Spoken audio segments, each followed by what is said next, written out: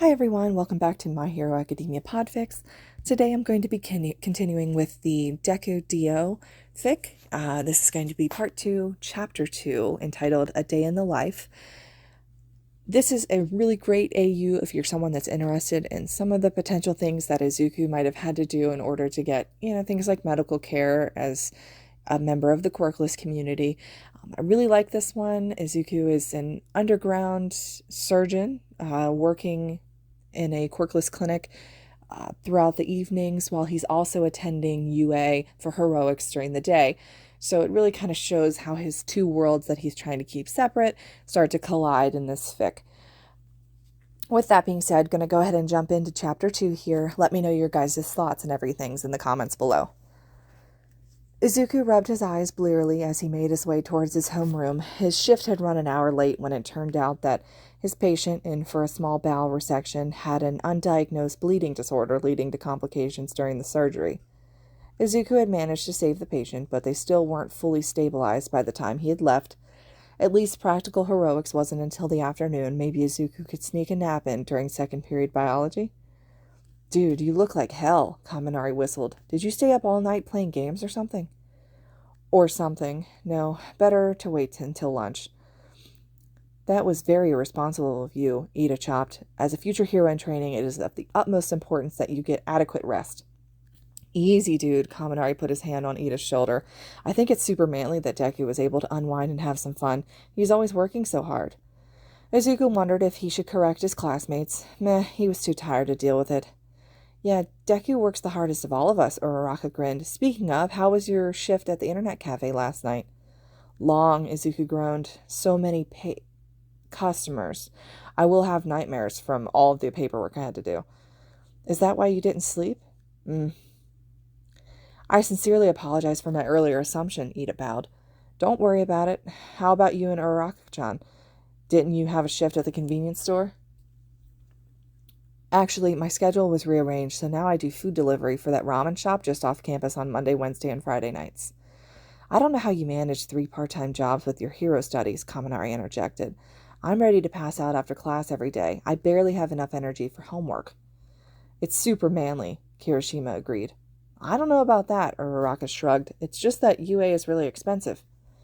"Plus, it's good practice," Izuku added. "These days, a lot of pro heroes work multiple jobs. All of our teachers work at least 2, and Power Loader Sensei and Mike Sensei work 3.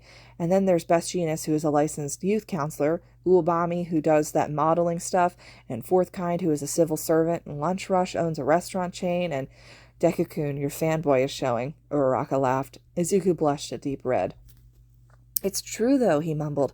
"The reality is that heroics pays by ranking, so a lot of lower-ranked heroes have second and third jobs, not to mention, depending on the job, having a second job can be an important part of one's hero work, like Mike Sensei's talk show, which helps share important safety information and advice for people who are struggling, his call center, which handles the call-ins, and his show that doubles as an emergency helpline." "Is that why you applied for a part-time job?" Ida asked. "Actually, I've been working my job since I was 8. "Isn't that really young?" "Shit." "Oh, I wasn't really hired until I was older, but I spent a lot of time there as a kid. The manager who would watch me while my mom worked, so I used to volunteer to help with chores and such. Once I was old enough, they started paying me."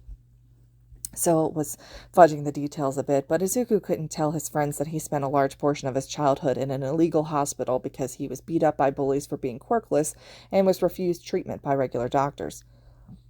There was a reason his future classmates thought he worked at an internet cafe. There was an overnight cafe next to the clinic, but Izuku had never been inside. "That's so sweet," Uraraka squealed. "I can just picture a mini Deku trying to help out." Izuku wondered if she would think it was sweet if she knew that his helping out as an 8-year-old was mostly mopping up bodily fluids and washing soiled scrubs and linens. It wasn't until he was 10 that he was trained in and allowed to perform basic first aid on patients, and he didn't start his medical training in earnest until he was 12. "Enough talking, it's time for homeroom," Aizawa interrupted. "Just as a reminder, you will have a special heroics practical class this afternoon. Remember to bring your costumes. You will not be allowed to go back to the dorms if you forget them. Now, on to other matters. Since you all just moved into the dorms for your homeroom this morning, I'll be checking in with each of you to make sure you're settling in and to address any problems and concerns. Koda, you're first. If anybody needs me, I'll be just outside in the hallway. Aizawa then abruptly turned and headed out of the 1A classroom. Izuku promptly face-planted at his desk, desperate to catch even a few moments of sleep. Oi, useless nerd, Aizawa says you're up, Bakugo shouted as he re-entered the classroom. Thanks, Kachan, Izuku groaned as he tiredly pulled himself up out of his seat. He had been having such a nice nap, too. Midoriya, Aizawa began neutrally once Izuku entered the hallway. I have something I want to talk to you about. Before that, do you have any issues or concerns regarding how you're settling into the dorm? Actually, Sensei, Izuku responded. Don't tell him I told you this, but I recently found out that Shota-kun thought that babies are shipped to parents by hospitals. His brother gave him the talk last week, but he might not be the only one that now that we all live together might need some help. He what? Aizawa interrupted before sighing heavily. Never mind, I'll talk to Netsu about it, and we'll figure something else out. Thank you for bringing this to my attention. Anything else? No, Sensei. Okay, then. If anything does occur, know that there is always at least one teacher on call overnight. Now, I was on call last night, and I noticed that you didn't return to the dorm until 3:30. I have a job? Yes, Midoriya, I'm aware that you have a part-time job, which is what is unclear to me is why that means you are getting only 3 hours of sleep at night.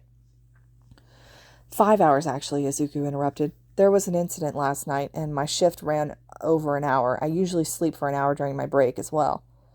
That isn't much better. Your sleep schedule isn't healthy or safe. Normally, we would trust students to be responsible enough to manage their own time, but by not sleeping and being overtired during class, you are putting both yourself and, frankly, your classmates at risk. You're one to talk, Sensei, Izuku snapped back defensively. There's no way you get more than 3 hours of sleep at night. No, I don't, but I'm neither growing nor in training. Plus, I only teach 3 classes, meaning I'm able to get plenty of sleep during the day. If you are going to be a hero, you need to at least take care of your health first. It's only logical. I would be a pretty crappy doctor if I didn't know that, Izuku snarked internally. It's just that doctors tend to be hypocrites. It's fine, Aizawa-sensei. You don't need to worry. I know what I'm doing. Aizawa frowned lightly. Is everything okay? If it's a financial issue, I'm sure we could work something out. Nothing like that. Izuku didn't even get paid for his night work. Last night was just a bad night, that's all. I promise I get enough sleep. Aizawa gave Izuku a long look. I'll let you go for now, but I'll intervene if this continues. Shit. Izuku was going to have to be much more careful when heading back to the dorms. He only lived on the 2nd floor. Maybe he could start sneaking in through his window? You won't have to, Izuku promised, because you won't catch me. Very well, Aizawa sighed. You're free to go. Could you send over Mineta? Sure. Izuku headed back into the classroom. Mineta-san, you're up. Oi, Deku, you were out there for too long. What the fuck is going on? Bakugo snarled as Izuku took his seat. It's fine, Kachan. Izuku brushed it off. I just had some questions about going to visit Kasan over the weekend. Fine, nerd. Bakugo leaned back in his seat. Mineta came back all too quickly, followed by Yaoyorozu, who was last.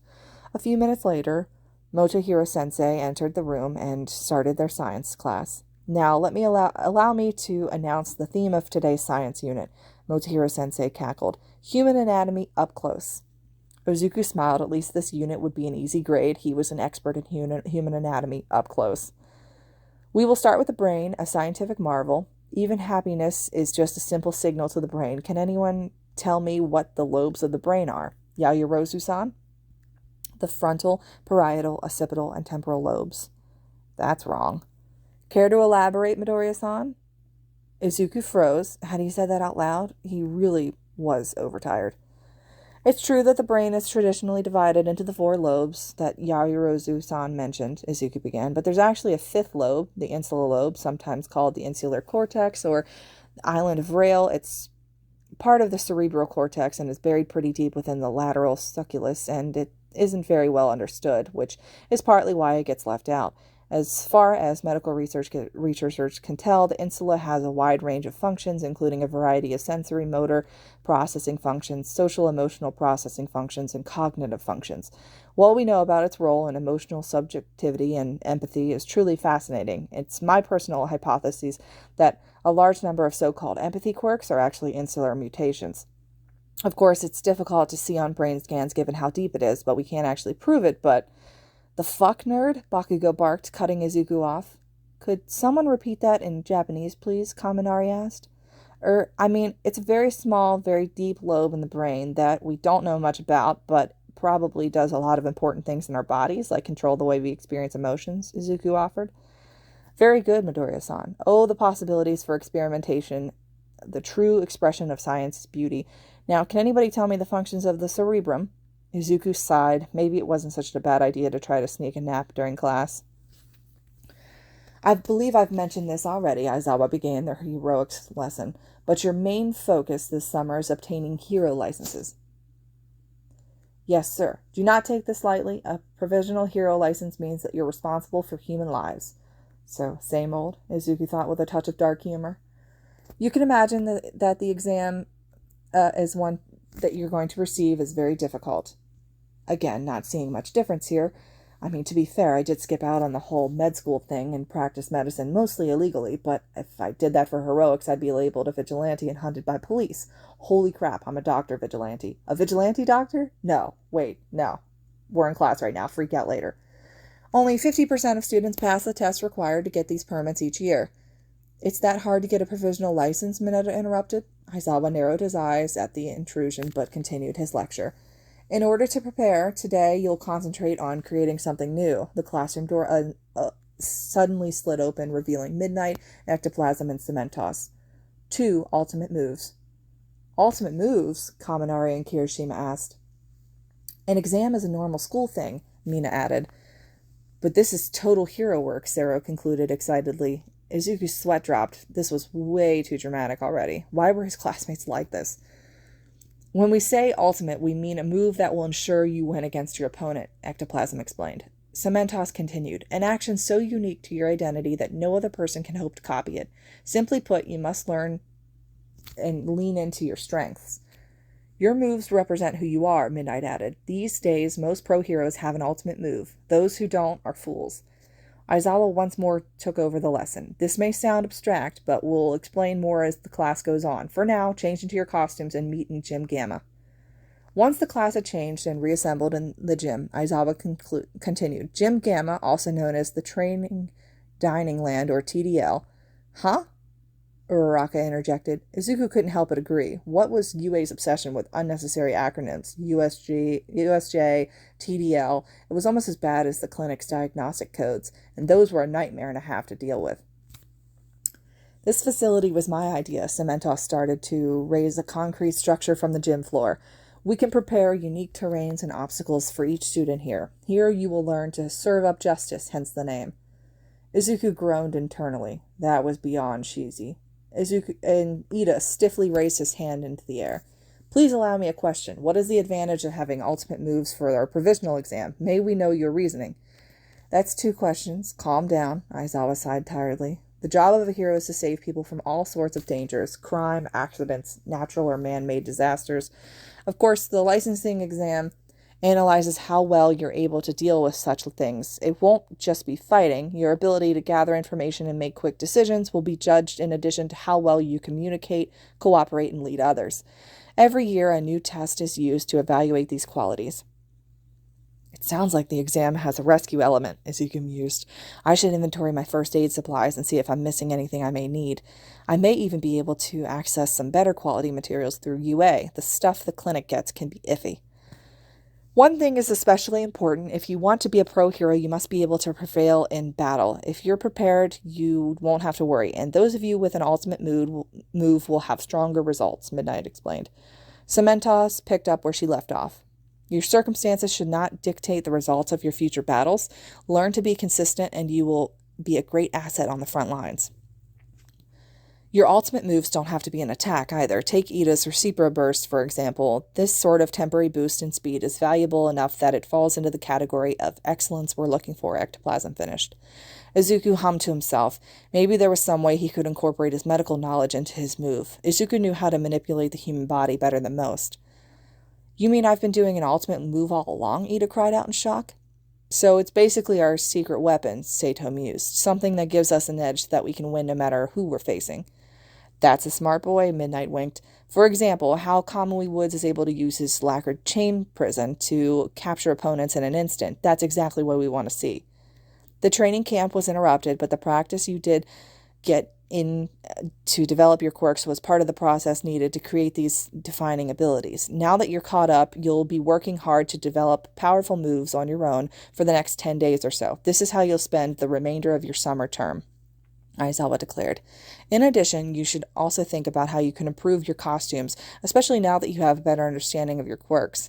I expect each of you to go plus ultra. Do you have it in you? Yes, sir, the class chanted, before splitting up into their various zones. Izuku frowned. Where should I begin? He didn't know.